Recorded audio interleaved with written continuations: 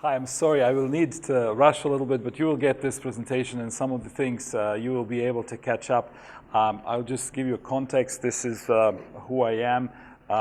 Just to put it, I'm teaching business ethics leadership in Croatia, married 3 sons, doing as well a business training and working in a marketplace ministry.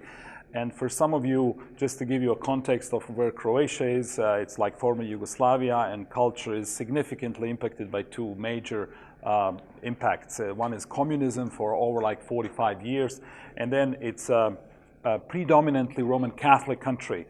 So this is like the context where I live and where I work, and some of these. And I would start with one question that I think is a fascinating one and sometimes not used. What would happen in our nation, in our neighborhoods, in our schools, in our businesses, clubs, if 98% of those who are not in a full church or full-time ministry work, if they would really be genuinely envisioned and empowered and equipped to make a difference for Christ, where they are, where they live, on the front line? So this will be kind of the questions that I will try to give a little bit impulses for you. We did a survey in Croatia. We're facing a lot of problems, and I think some of you as well, and we asked what are some of the causes of the problems that we see. This is economic, social crisis, unemployment, young people leave, low trust. And so when we ask those questions, here are the 3 main answers that people say. And the number 1 is corruption. So we deal and struggle with corruption, inefficient leadership, and the third, a very negative attitude to work. How many of you are here coming from Eastern or Central Europe? Okay, great. You will probably understand a little bit better some of the things that I will say. Here's one quote that I think expresses the well. It says, a nation's well-being, and we would like to be competitive, and I think most of our countries would like to be competitive. It says one single, at least Fukuyama thinks this, cultural characteristic is the trust inherited, the level of trust in societies. And we know how trust is important. But if I look some of the research that's done in Croatia, then you see there's extremely low trust in Croatian institutions. 10 is the most, and less, all of these institutions of cultural development are less than 5. So we see there's a significant problems with trust in Croatia. And then interesting information for me and other research says from the 19 societies where people say more than 35% of the public belief that people can be trusted, 14 of them are historically Protestant. And for me, interesting is because of those 10 lowest ranking, 8 are historically Catholic. You're not talking present, but like how historically some of these religions shaped the culture and explains at least something. Here you can see Croatia will be here, so now you can put your country where you are.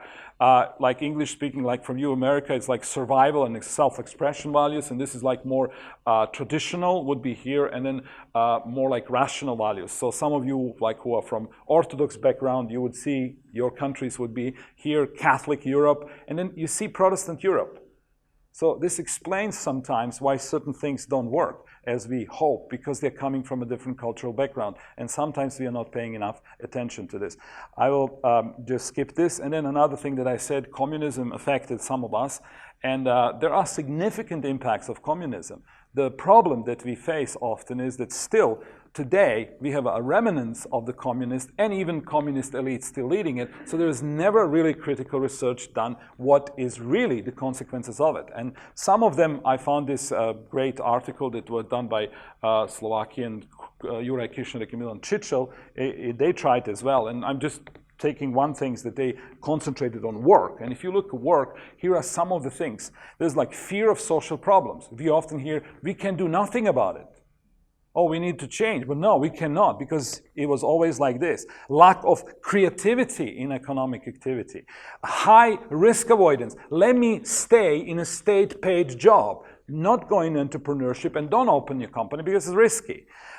Strong remnants of collectivistic culture, hierarchical thinking. The boss didn't say it, and so we didn't do it. The president didn't do it. So it's still this remnants of this impact. And then biased ethical values. What does this mean? This means cheating is okay. Why? Because anyhow, there is like state is an enemy, so not paying taxes is okay because anyhow they cheated us all the time. So you see how some of these things came from a long years of some of these struggles. And I know some of here, Gert Hofstede is no name for someone. He's a Dutch guy who did a great cultural research, and I would just like to say how some of these things play differently. If America is #1 country of individualistic country on the list, Croatia would be a 44th place. So there's obvious difference. And what I like about him, he says, economics, let's say, if we're using this, remained and comes, most of the theories come from individualistic society, mostly Britain and US. And we think that automatically it can apply in a collectivistic country. No, it doesn't. And the transition in Eastern Europe proved it, because many economists from the top Ivy League universities came to Eastern Europe thinking, wow, if you just apply this theory, everything will be solved. The switch from socialism to capitalism will be so easy. It wasn't easy because cultural factors were often not considered. We could ask ourselves, what about other leadership, church planting, evangelism theories? Should we think more about contextualizing them for specific cultures? And so, as I said, those are 3 challenges that we face in Croatia. And of course, I would like to see a change. I think many of us would like to see a change in our culture. And we talk, let's change the world. So I found this book very challenging, and for some of you who know about it, who some don't, you can maybe see it, but I like this quote of Professor Hunter. He says, without fundamental restructuring of the institutions of cultural formation, it will be very hard to talk about revival, because it might not have an effect that we hope. And if I put this in a context, how low trust we have in Croatia, then we're in a big problem, because the trust is really, really low. And restructuring those institutions, it would be a great need. And so, just to put it like on the other side, going back, because he writes this from American perspective, all statistics from America says that there's at least 40 or 50% evangelicals present in the culture. If this is so, this is extremely high percentage. You would expect America is a fantastic, value-driven, beautiful culture. But talking with some friends from America, they said, we are a little bit concerned about the values in our country.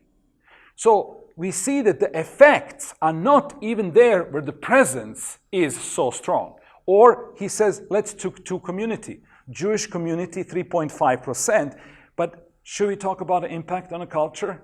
Enormous. Or gay community, we see it's like limited factor but strong impact. So I think it's worth considering and challenging. Here's what he says, just as a proposal, says maybe we should come from top down and think about those elites. The question for all of us, are our ministry reaching this? Are our churches reaching this? Would this help? I mean, it's just a thought. And so this is why integration of faith and work, I think, is an extremely important. I'm just saying what we find out, another parts of this, is that we have problems with biblical literacy.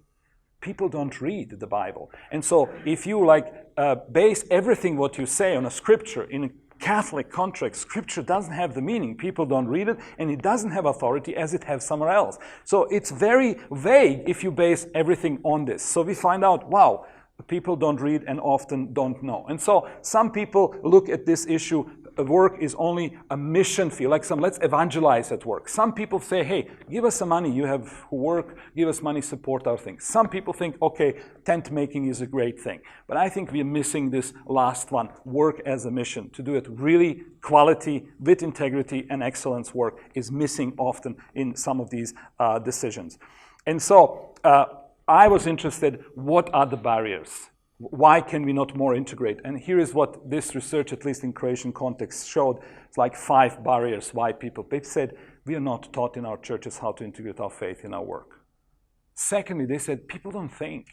They don't think that they should bring it to the... So we are like believers on Sunday, but like almost not bringing it back to the week on Monday and so on. Then they said, we're living in a liberal society with different values. So this is another barrier for it. Or they said, this is a dualism. We behave on Sunday at 1, but then the rest of the week seems to be different. And sadly, we don't have many good examples of either people of integrity, leaders of integrity, or businesses with integrity that people would like to see and be encouraged with it. And so I will just say another problem that we find in this book. Mark Green talks about frontline. Sometimes the language, and here I think Duanen says, it is not always easy to translate some terminology. When we translate the word leader in our context, it has a very historical negative context. It usually associates with dictators. No one wants to be associated with dictator leader, but the language has even some problems. So they don't come to some leadership events. We are organizing like a global leadership summit, but the word leadership, when it translated in Croatian, says, oh, it's not for me, and even has a little bit negative connotation. So I think we should really reconsider about the terminology and maybe see how in different cultures it plays differently. And on the end, just to say, leaders are people who don't compromise their values to gain approval. And I would like to see more of these leaders, but I like this quote. He says, when you give the culture what it expects, the culture will reward it. But a leader is someone who gives the culture what it needs, not what it expects. And a real leader heals the wounds of their culture. And I'm coming from the place where there's a lot of wounds in a culture, and we need those leaders, and I think in even broader than Croatia. What a beautiful verse that we can use. Paul writes to Colossians, whatever you do it with your heart as if Jesus would be your boss. Shouldn't this change a way how we work in all the things? And the very interesting thing is that he writes this to the slaves. So we see that there is an encouragement for this. And this is the questions that we started with this. I hope at least some of these thoughts gives you a little bit perspective how it is when it's culturally contextualized or applied. And I think there is still room to do a lot of these things. Thank you. Thanks, Brian. Okay.